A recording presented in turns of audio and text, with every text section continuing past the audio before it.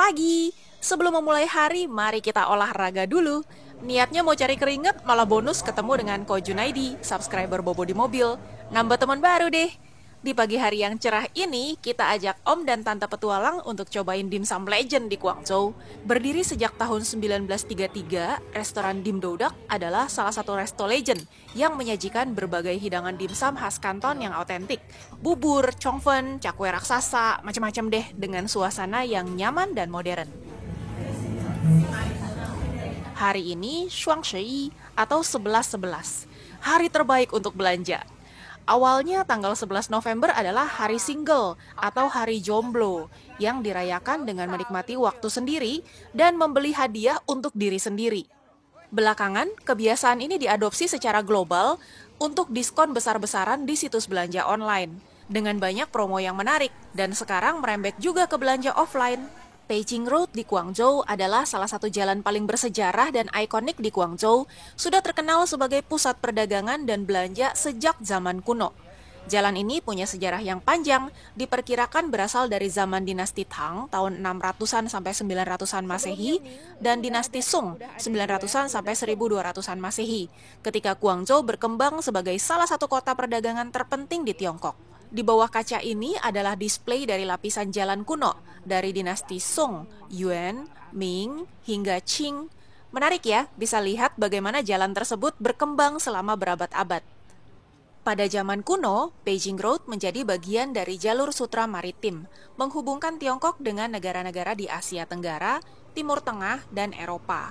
Lokasinya yang strategis sebagai jalur perdagangan membuatnya berkembang menjadi pusat aktivitas komersial, tempat para pedagang dan masyarakat lokal berinteraksi dan bertukar barang.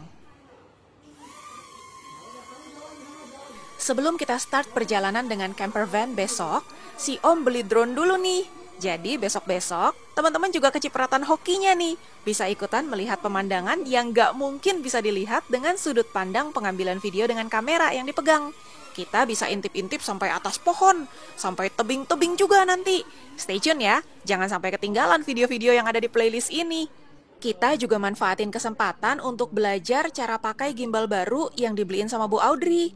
Nggak berasa, belanja-belanja, sudah waktunya makan siang deh. Rencana kita buat pindah venue ke Sangxiajiu cancel, karena si Om dan Tante masih betah di Beijing Lu.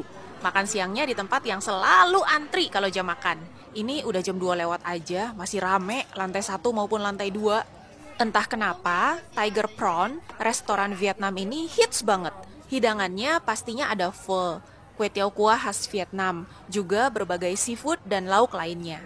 Kue-kue dan dessert khas Asia Tenggara pun cukup beragam. Tehnya spesial, wangi-wangi pandan gitu. Selain belanja, jalan-jalan sama Bobo di mobil nggak lengkap kalau nggak ada sentuhan wisata sejarah dan wisata budaya. Jadi kita mampir ke Temple Big Buddha atau Tafo Si yang ada di Beijing Lu. Ini adalah salah satu kuil Buddha tertua dan paling dihormati di Guangzhou. Didirikan lebih dari 1.700 tahun yang lalu sejak zaman dinasti Han Timur. Arsitektur tradisional yang indah dengan detail ornamen yang khas, termasuk pagoda, pavilion, dan gerbang besar dengan ukiran rumit, juga gaya bangunan dari berbagai dinasti, membuat tempat ini cocok jadi representasi budaya Tiongkok kuno. Dan of course kita langsung segera sambung kembali 11.11-nya, shopping lagi. Guess what? Malamnya kita masih di Beijing Lu. Tadinya mau makan malam di Guangzhou Restaurant di Sangxiajiu, tapi karena kita masih di Beijing Lu, kita ke anakannya Guangzhou Restaurant yang ada di sini aja, namanya Tao Tao Ju. Restoran ini dapat Michelin Star tahun 2021 dan 2022. Jadi soal rasa jangan ditanya, nggak ada yang gagal, semuanya memuaskan. Segini banyak, semua ludes dong gak bersisa. Bersyukur banget si Om dan Tante selera makannya masih bagus sekali. Semua yang diorder 2 hari ini mereka doyan. Bahkan sudah request mau balik lagi ke bubur Guangtung yang semalam. Kelar makan malam, kita lanjut lagi belanja. Dapat titipan labubu dari cucu tersayang. Aduh, challenge banget dah nyari labubu. Pada sold out kalau di tempat turistik gini. Padahal waktu kami di kota kecil di Hebei masih lengkap koleksinya. Orang lokal Tiongkok sih nggak pada mabok labubu. Menjelang jam 10 malam, Beijing Road masih ramai. Injury time nih buat belanja 11-11-nya. Kita lanjut lagi ke toko sepatu. Seru juga hari ini belanja banyak diskon dan free gifts. Untung juga karena hotelnya deket, begitu belanjaan udah berat, kita tinggal balik ke hotel, ngedrop belanjaan, langsung turun lagi, lanjut shopping lagi.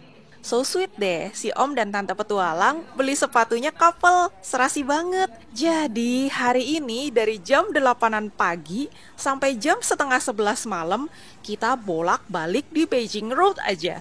Canton Tower juga cancel. Enak ya, jadwal bisa disesuaikan, yang penting happy. Kita jumpa lagi besok ya, sudah naik camper van. See you tomorrow teman-teman.